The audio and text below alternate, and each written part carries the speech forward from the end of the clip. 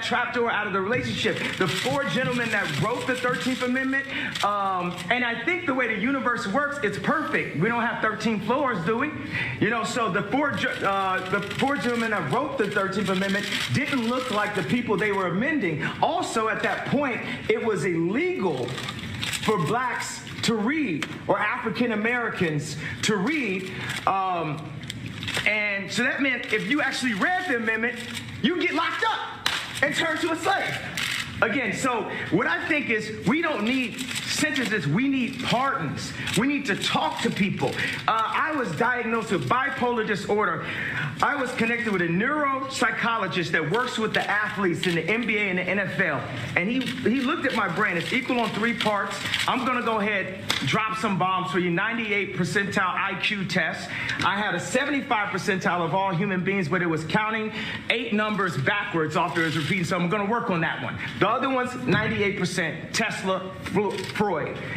You know, so he said that I actually wasn't bipolar. I had sleep deprivation, which could cause dementia 10 to 20 years from now, where I wouldn't even remember my son's name. So all this power that I got, and I'm taking my son to the Sox game and all that, I wouldn't be able to remember his name from a misdiagnosis.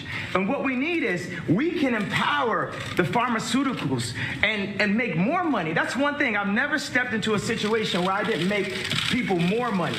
So we can empower pharmaceuticals, we can empower our industries, we can empower our factories. We can bring not only Adidas on shore, we can bring Foxconn to set up a factory in, I think, Minnesota, 53,000.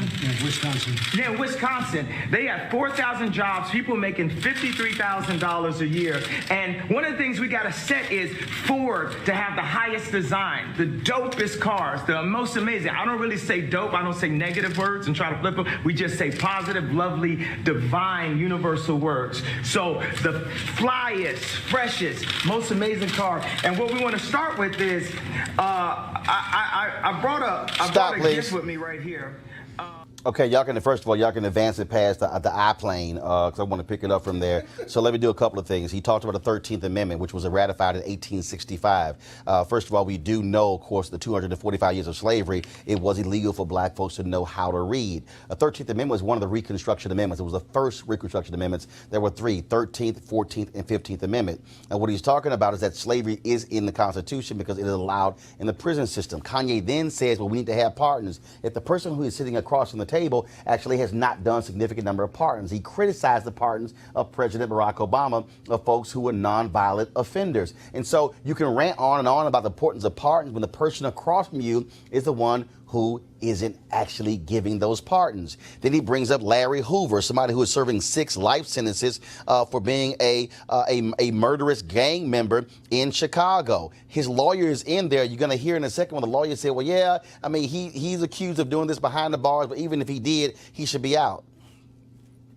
You might want to ask the folks in Chicago about that. But here's the other deal. You heard Kanye talk about, oh my God, Ford needs to have the dopest designs. Henry, go to my iPad, please.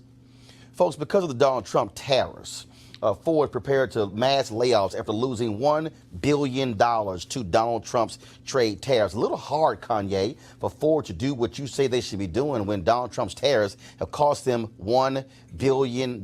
See, this is what happens when you go into the Oval Office and you just start talking and then you just start pulling stuff out your ass and you don't actually have facts or details to back it up.